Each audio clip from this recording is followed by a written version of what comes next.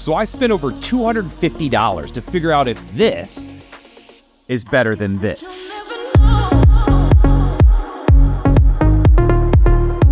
So this little guy is the Lamtto DC16BA.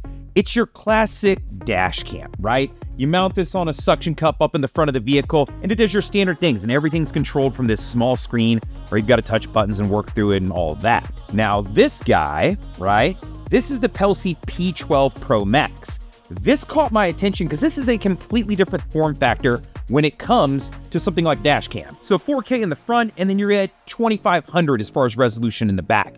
This one additionally offers some cool features related to adaptive driving, right? Safety features. If you start to drift out of your lane, determining how far cars are in front of you or behind you. But it's a different way to approach a dash cam, and that's why I wanted to learn a little bit more about this guy. So really quickly, I want to show you an unboxing of what's inside. So immediately when you open it, you'll see the Pelsee dash cam. It's wrapped nicely, got some foam around it. When you untuck that, you'll find all of your additional accessories. Pull this out, you can see the screen. It's set up underneath. You've got the power button, and then you've got the dash cam to the far left, and then on top is where you'll be plugging in all your power accessories. This right here is going to be your OBD2 power. Now, it offers a couple different ways to power this, but this is the one that I chose to use. Now, the secondary source that you're going to see here is going to be your back camera. So this is going to be that 2500 resolution camera that you can mount in the back of your vehicle. Now, the next piece is going to be if you wanted to plug this into like your standard like cigarette lighter, your 12-volt outlet, it still does give you that USB that you can plug in as well, which is cool. Now, this last piece is going to be that GPS antenna that it's going to use to collect some of that data as far as your videos and calculating where you were. The remaining bits of this are just going to be the rubber grommets that you use to connect it on, the plastic piece that you can use to tuck away the wire, some information on the warranty and extending it, of course a glass cleaner, and then it actually comes with a 128 gigabyte SD card, so you don't have to buy one, which is really cool. So I'm going to show you the back camera first, right? Because this one was a little bit trickier. So for me, I drive a Jeep Gladiator, so the top is removable. So I didn't want to place it to the glass. So what I did was I connected it to the back here, and then I ran the wire, and the wire is actually running through here, and it's got a quick disconnect there. And then all I had to do was run the wire, and I pushed it into this plastic, right? Sorry, this is a little bit dirty, right? I have a dog, you can clearly tell. I got some seat covers, and I'm doing a review on that here shortly. But I ran the wire, and I just ran it under the plastic. They actually give you a tool to do this, and then I ran it all the way up top and then brought them out here. Now, for the power source, I did something a little bit different, and this is really cool that they offered this.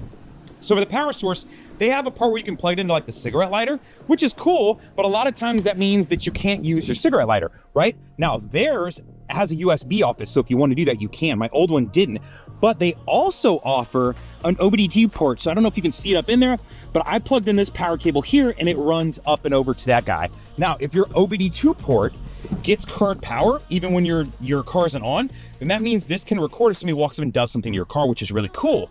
If your OBD2 port doesn't, or you don't want to use that other one, they also offer a hardwired kit. Now, one of the things that I really liked about this guy, as opposed to the standard one that you would just mount to the window, is one, this is Texas, it's exceptionally hot here. The ones that mount to the windows typically will eventually fall off, and you keep having to put it back up there, and that's kind of annoying. The other part is it takes up space, and it kind of blocks your view, right? And I like having this nice, clear view. The third part was, because you can take the doors and the top off of my truck, right? This is a unique car. If you have like a Gladiator, or if you have a Jeep Wrangler or something like that, or convertible, I didn't want somebody to be able to reach in and just grab it off the windshield and pull it off and run away with it.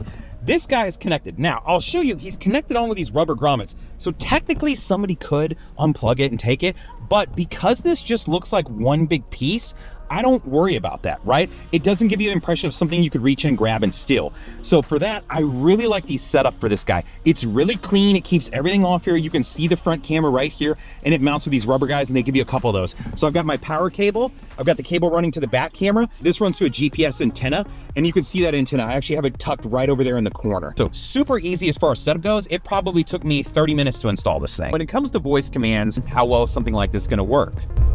Show rear camera.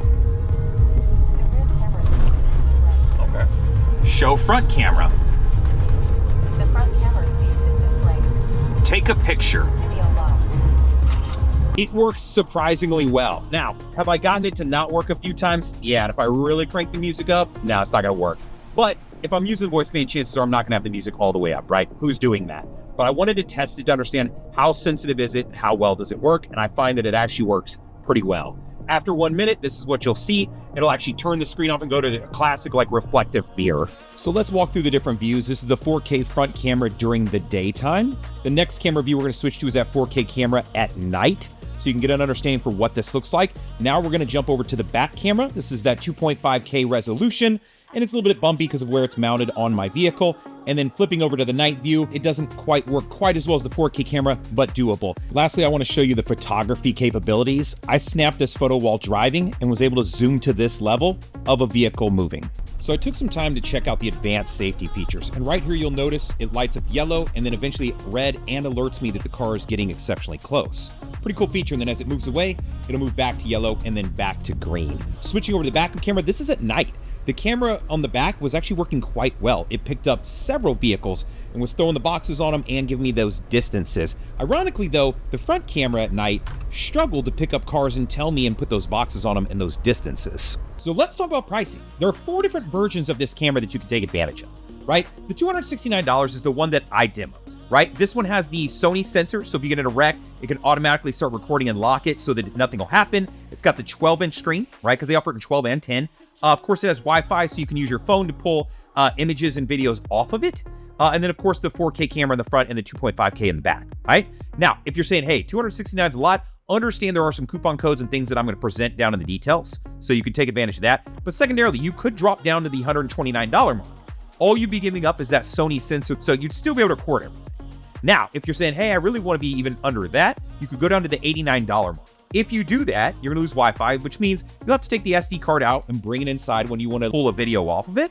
Not the end of the world, just a, inconvenience. And you also will give up that Sony sensor. Now, the other option would be go down to the 10-inch screen. If you want to do that, you could be at the $99 price point and just give up that Sony sensor. So understand there are a lot of different options here depending on what your price point is. And I found that when I had that other unit, it actually lived in between the top 2 tiers. This one offers a lot. So what do you think, guys? Are you more of a classic dash cam guy? Or are you starting to lean towards one of these mirror cams? I think Pelsee P12 does some pretty darn cool stuff. And the fact that they have 4 different versions of it, so if you find yourself saying, $269 is a lot of money, I want to be somewhere else, the ability to drop down and still get quite a bit out of it, but not have to take every feature, right? I like that idea of not a all or nothing kind of situation. So if this is something you're interested in, either one, if you want to see a review on this guy, I have done one. I'll throw it up at the end of this video, and it'll be down in the description. If you're interested in one of the Pelsee cameras, I will put links to all of them. Any coupon codes that I have, I will provide those as well. Feel free to take advantage of those. I've been using this guy for a little while, and I gotta say, I think it's a step in the right direction. I really like it for my needs, but you let me know in the comments what works best for you.